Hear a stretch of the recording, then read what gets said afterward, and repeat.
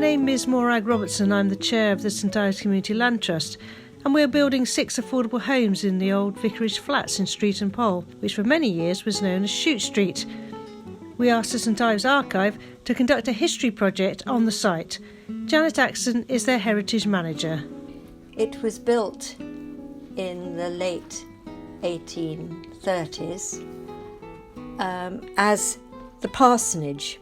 The building itself was on the edge of a large piece of land which became the garden. And then for a while in the early 1800s, it was the burial ground until Barnoon Cemetery was opened in the 1850s. It was built with money from the Queen Anne's bounty to the tune of £900, which paid for the land and the building.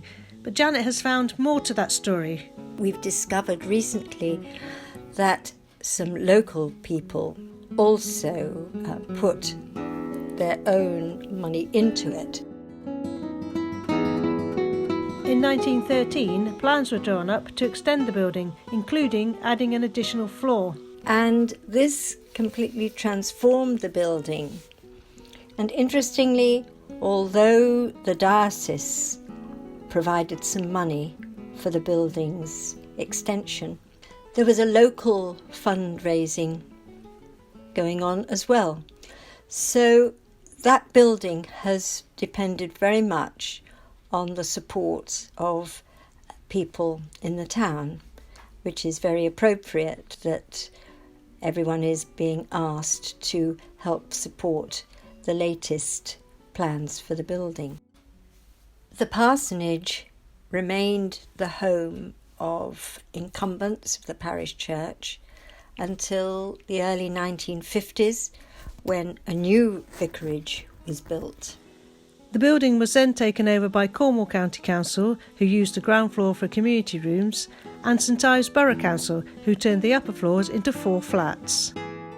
Next door to the Old Vicarage Flats is, of course, the Guildhall, built in 1939 after the beautiful, beautiful house that was previously there was demolished. The building had been called The Retreat, and it was very elegant, with a very large garden, and for a long time it was the home of James Lanham and his family, and there are very few photographs of it that we've been able to find.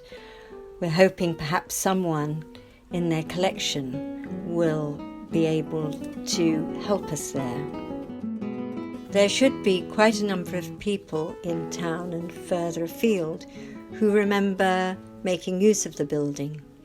We know that for many years it was a nursery on the ground floor, and different organisations such as the Women's Institute used to hire the room.